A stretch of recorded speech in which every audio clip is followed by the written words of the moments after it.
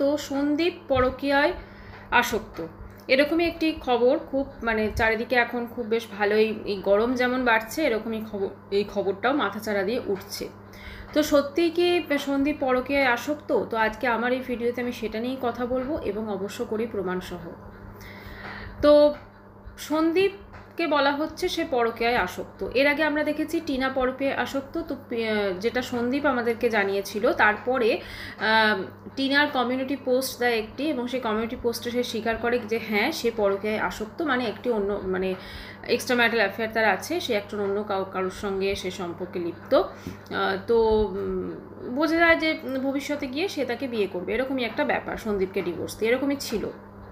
এখন চিত্রটা হয়তো অন্যরকম হয়ে গেছে, এখন সে তার ছেলেকে চাইছে এবং সে সন্দীপকে এখন সন্দীপের কাছ থেকে ডিভোর্স চাইছে না। খুব অদ্ভুত ব্যাপার, মানে কী চলছে বোঝা খুব মুশকিল। তো এবারে ব্যাপারটা দেখলাম যে সন্দীপ নাকি পরকীয়ায় আসক্ত, এরকম একটি খুব খবর উঠছে এবং দালালি তো প্রমাণ দিয়েই ফেললো।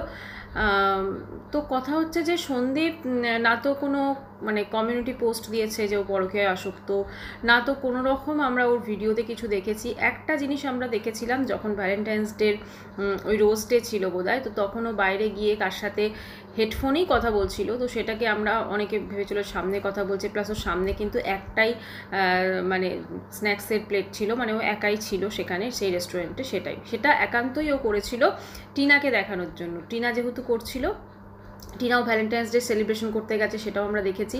তো সেহেতু টিনাকে দেখানোর জন্য সেও একটা বেশ কম্পিটিশনের মতো সেও এই জিনিসটা কিন্তু দেখিয়েছিল। এবারে টিনা যেমন তার ফেসবুক যেটা আছে সেখানেও কিন্তু যে স্ট্যাটাসটা আছে সেই স্ট্যাটাসটাতে কিন্তু সে দিয়েছিল অক্টোবর মাসে যে সে ইন এ রিলেশনশিপ, কিন্তু এখন তার স্ট্যাটাস যদি আপনারা দেখেন দেখতে পারবেন সেপারেটেড, মানে এখন বোঝা যাচ্ছে যে ফোকলার সঙ্গে ওর ব্রেকআপ হয়ে গেছে। অপরদিকে সন্দীপের লাইফেও কি কেউ এসেছে?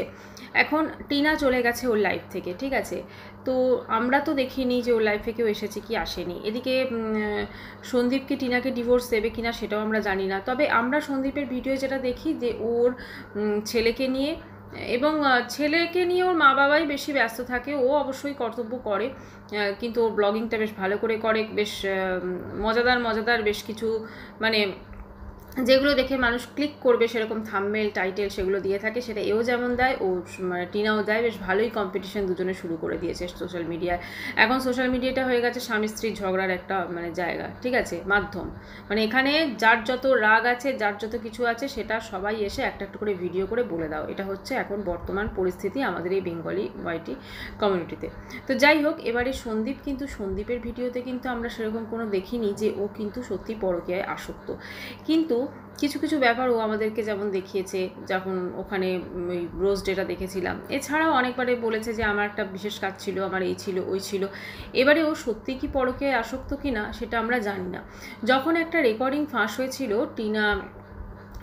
টিনা তারপরে ওর যে বয়ফ্রেন্ড ছিল আর কি ফোকলা আর এই সন্দীপের, সেখানে কিন্তু মানে সন্দীপ ওই টিনার সম্ভবত কোনো বান্ধবীকে বলছিল যে আমারও ওরকম আগে ছিল, কিন্তু বিয়ের পর আমি আর তার দিকে দেখিনি, এবং সে আমার সামনে দিয়েই ঘুরে বেড়ায়, কিন্তু আমি তাকে মানে কোনো রকম তার সাথে আমার কোনো সম্পর্ক নেই, ঠিক আছে। তো ও বোঝাতে চাইছিল যে বিয়ের আগে যা ছিল এখন কোনো সম্পর্ক নেই, এবং আমরাও ভিডিওসে দেখে সেটাই ভাবি। এবার ভেতরে ভেতরে কী আছে সেটা তো আমরা কেউ জানবো না, আমাদের পক্ষে জানা সম্ভব নয়, কিন্তু কারোর সম্পর্কে কিছু না জেনে এইভাবে কোনো কিছু রটানো সেটা কিন্তু অন্যায়। কারণ আমরা টিনার বেলাতে কিন্তু আমরা দেখেছিলাম যে টিনা ইচ্ছাকৃতভাবে আমাদের দেখাচ্ছিল ভ্যালেন্টাইন্স ডে সেলিব্রেশন করতে যাচ্ছে, ওর মা চুল বেঁধে দিচ্ছে, সব কিছু করছে, প্লাস ও অনেক সময় ওর বিয়ে বাড়িতে গেছে ফটফটি করে, তারপরেও হচ্ছে আপনার ওই বুলেট যেটা চাচ্ছে ফটফটি করে বিয়ে বাড়িতে গেছে, তারপরেও আমরা দেখেছি যে ওখানে ও কিছু কানের ফানের কিছু একটা কসমেটিক্স কিনছে, সেখানেও কিন্তু ফোকলার ওই থামস আপওয়ালা হাত দেখা গেছে। তো এখন সে ফোকলা ছিল না সন্দীপ ছিল সেটা তো ওরাই বলতে পারবে, কিন্তু যাই হোক আমরা মোটামুটি এইসব দেখে একটা ধারণা করেই নিয়েছিলাম যে ফোকলা কিন্তু ওর লাইফে আছে, এবং সত্যি সেটা মিলেও যায় এখন অবধি, যেটা এখন ফোকলার সঙ্গে ওর ডিভোর্স হয়ে গেছে, মানে ডিভোর্স না সরি ফোকলার সঙ্গে ওর ব্রেকআপ হয়ে গেছে, ডিভোর্স তো সন্দীপের সঙ্গে ওর কেস চলছে। তো এখন ম্যাট্রিমনি কেস এত তাড়াতাড়ি তো মিটে যায় না, সেটা যদি কন্টেস্ট হয় তো অবশ্যই, যখন টিনার কথা শুনে মনে হচ্ছিল যে ও ডিভোর্স চায় না, সেক্ষেত্রে অবশ্যই এটা কন্টেস্ট হবে, যেমন কাস্টাডি কেসটাও হবে সেরকম এটাও হবে। এটা কিন্তু 1 বছর 2 বছরের ব্যাপার না, এটা কিন্তু বছরের পর বছর চলতে থাকে যদি কন্টেস্ট হয়। আর মিউচুয়াল ডিভোর্স হলে সেটা তো আলাদা হয়ে যায় তাড়াতাড়ি। এখন ব্যাপারটা হচ্ছে এদের মধ্যে মেইন চলছে কাস্টাডি নিয়ে লড়াই, মানে কৃষাণুকে কে কাছে রাখবে। এখন সন্দীপ যে তার ছেলেকে খুব ভালোবাসে সেটা কিন্তু টিনাও বাসে, কিন্তু টিনার ভালোবাসাটা মাঝপথে বিচ্যুতি ঘটেছিল। সে তার ছেলের থেকেও তার মনে হয়েছিল যে ওই ফোকলাই হচ্ছে বেশ, ফোকলার সঙ্গেই সে আগামী দিনগুলো কাটাতে পারবে, এরকম একটা চিন্তাধারা। এবং তার বাড়ির লোকেরও মানে দেখে ডঙ্গ দেখে অবাক লেগেছিল যে এরকমভাবে বাচ্চা ছেড়ে মা আছে, অথচ সেই মা একদম নিজেই বাচ্চা হয়ে গেছে, এরকম একটা ব্যাপার হয়ে গেছিলো। তো এখন ব্যাপারটা হচ্ছে এটাই দেখার যে ফোকলার সঙ্গে ওর সম্পর্ক কি সত্যিই ব্রেকআপ হয়ে গেছে। এখন যা কিছু সিচুয়েশন সেটা দেখে তো মনে হচ্ছে ব্রেকআপ হয়ে গেছে, আর সন্দীপের লাইফেও মনে হচ্ছে কেউ আছে। তো দেখা যাক, সেটা তো অবশ্য করেই সময় বলবে যে কে কার লাইফে আছে। কিন্তু আমাদের সামনে অ্যাটলিস্ট কোনো রকম কোনো কিছু আসেনি। আর আমি কিছু কথা বলতে চাই, যদিও আমি এরভাবে ওনাকে দালাল দিদি বলে সম্বোধন করতে চাই না, কারণ জিনিসটা খুব একটা ভালো সাউন্ড করে না। তো যাই হোক, আমি জাস্ট ওনাকে মানে চিহ্নিত করার জন্যই বলছি।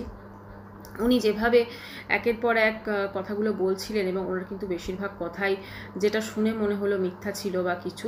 এখন দেখুন, সত্যতা তো আমরা কেউ জানি না, তো সোশ্যাল মিডিয়ায় যখন এরকম ধরনের কোনো কিছু বলা হবে সেটা কিন্তু একটু ভেবেচিন্তে, একটু মানে চিন্তা ভাবনা করে আমার মনে হয় বলা বেটার, না হলে কিন্তু খুব সমস্যার সমাধান মানে সম্মুখীন হতে পারে। কারণ ওনার বাড়িতে তো প্রচুর কোর্টের নোটিশ এসছে, তো এবারও যদি এরকম একটা কিছুর জন্য কোর্টের নোটিশ আসে সেটা তো ওনারও ভালো লাগবে না। তাই জন্য আমার যেটা মনে হয় যে ওনার নিজের বিপদ উনি নিজেই ডেকে আনছেন। এভাবে কেন, কি দরকার কাউকে এভাবে, যেটা মানে আমরাও বুঝতে পারছি অনেকে যে কথাগুলো বলছে একটু বাড়িয়ে চাড়িয়ে বলছে, তো কি দরকার কাউকে কারুর লাইফ নিয়ে এইভাবে মানে ইন্টারফেয়ার করা কারুর লাইফে, বা কারুর লাইফে এরকমভাবে যে সে পরকীয়ায় আসক্ত, এরকম একটা কথা বলে দেওয়া। কারণ পরকীয়ায় আসক্ত মানে সেটা তো কম একটা কোনো ব্যাপার না। এখন সন্দীপ যদি সত্যি পরকীয়ায় আসক্ত হতো, তাহলে কিন্তু একটা জিনিস এখানে ভেবে দেখার বিষয় যে সন্দীপ কিন্তু কৃষাণুকে সব থেকে আগে টিনাকে দিয়ে দিত যখন এই সুযোগটা সে পেয়েছে কাস্টেডি, কিন্তু কারণ যাতে ও নতুন জীবন শুরু করতে পারে সেই তার উর্বির সাথে। কিন্তু এক্ষেত্রে কিন্তু তা হয়নি। কৃষাণু যখন টিনা চলে গেল, টিনা কিন্তু চেয়েছিল কৃষাণুকে সন্দীপের ঘাড়ে মানে সোজা কথা দিয়ে দিতে, ঠিক আছে, ও কোনো দায়িত্ব নেবে না। কিন্তু যখন ব্রেকআপ হয়েছে তখন ওর কথা মনে পড়ছে। আজকে যদি ও ফোকলার সঙ্গে সেই সম্পর্কে থাকতো, তাহলে সত্যিই কি ও কৃষাণুকে মানে চাওয়ার জন্য এত কোর্ট কেস এগুলো কি লড়তো? এখন যেহেতু ফোকলা চলে গেছে এবং ও চায় ওর ভিডিওর কন্টেন্ট বিভিন্নভাবে বাড়ানো হোক, সেই জন্যই ও চাইছে যে কৃষাণু ওর লাইফে ফিরে আসুক। এখন দেখুন, আমরা তো এগুলো বলার কেউ নয় যে কে বাচ্চাটা কার কাছে ভালো থাকবে কি থাকবে, তবে সমস্ত কিছু দেখে যেটা মনে হয় যে সন্দীপের কাছেই ও বেটার আছে। সন্দীপের ওখানেই তো বাচ্চাটা শেকড়, ওখানেই ও জন্ম থেকে হয়ে সব কিছু মানে দেখছে সব কিছু, ওখানেই ও কমফোর্টেবল ফিল করবে। তো কাজেই একটা কথা বলবো, বাচ্চা যেখানেই থাক, এবং অবশ্যই কিন্তু টিনা সেক্ষেত্রে যদি কাস্টাডি সন্দীপ পেয়েও যায়, টিনাও কিন্তু অবশ্যই তার সাথে দেখা করতে পারবে। কারণ এমন নয় যে মাকে বঞ্চিত করে কোনো কিছু হবে, কারণ আমাদের এই সমাজে মায়ের স্থান কিন্তু অনেক ওপরে, এবং মা হয়ে যাওয়ার পর একটা মেয়ের যে কি পরিবর্তন হয় সেটা যারা আমরা মা সবাই জানি। বাচ্চা যতই বড় হয়ে যাক, যতই তার মানে কি বলবো, আমরা যেন সেই জায়গাটা মানে এখনও ছোটো ভাবি সন্তানকে, এরকম একটা ব্যাপার। এটা সব থেকে বেশি ফিল করা যায়। আমি এখন নিজে যেমন ফিল করি, আমার মেয়ের 14 ইয়ার্স, তো টিনেজ, এবারে আমার কাছে তো এখনও ছোট, মানে আমার সেই ফিলিংসটা যে আছে, হ্যাঁ ও তো এখনও ছোট, এবারে ওকে হয়তো মানে বড় হয়ে গেছে স্বাভাবিকভাবে, ওদেরও একটা প্রাইভেসি দরকার পড়ে, ওদেরও একটা মানে কি বলবো, ওদের নিজস্ব সব কিছু করা। এখন যেমন আমি যদি টিউশন প্রতিটাতে নিয়ে যাই, ওর একটু প্রেস্টিজ লাগে, যেটা কাছে সেটা যে ও যে নিজে গিয়ে চলে আসে যখন, তখন যে একটা বেশ ওর মুখের মধ্যে হাসি দেখি যে না, আমি নিজেই নিজেরটা করতে পারছি, মানে মা আমার সাথে যায়নি বা কিছু, বা আমি বড় হয়ে গেছি, এই যে একটা ফিলিংস, সেটা কিন্তু অদ্ভুত। কিন্তু হ্যাঁ, বাচ্চাকে খেয়াল তো রাখতেই হবে সবসময়।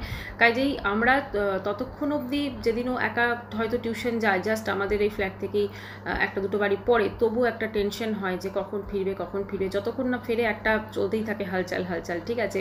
তো মাঝে মাঝে তো টিচারকে মেসেজ করে জিজ্ঞেসও করা হয়, কিন্তু এই যে বাচ্চা বড় হয়ে যাবার পরও এই চিন্তাটা, এটা কিন্তু সমস্ত মায়েদের থাকে। আমি জানি না টিনা এই এত ছোট বাচ্চাকে ছেড়ে কি করে মানে আছে, এটা আমার খুব ভেবে অবাক লাগছে। কারণ মানে বাচ্চা বড় হয়ে যাওয়ার পরও তাকে জাস্ট একটা তাকে হাক করা, তাকে জড়িয়ে ধরা, তাকে আদর করা, এগুলো কিন্তু আমরা এখনও বোধহয় করে থাকি। তো জানি না যেটা কি করে সে আছে, তবে এটাই আশা করব যে বাচ্চাটাকে কৃষাণু পাক, মানে বাচ্চাটাকে সন্দীপও পাক, টিনাও পাক, বাবা মা যদি সম্ভব হয় বাবা মা একসাথে মিলে বাচ্চাটাকে বড় করুক, এটাই আমরা দেখতে চাই।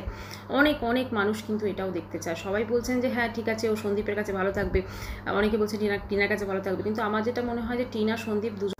তো বন্ধুরা ভিডিওটা এখানে শেষ করছি। এটাই চাইবো যে টিনা সন্দীপ দুজনের কাছেই যেন বাচ্চাটা থাকে, এটাতেই কিন্তু বাচ্চাটার গ্রোথ এবং সব কিছু ভালো হবে। কোর্টও হয়তো সেটাই চাইবে।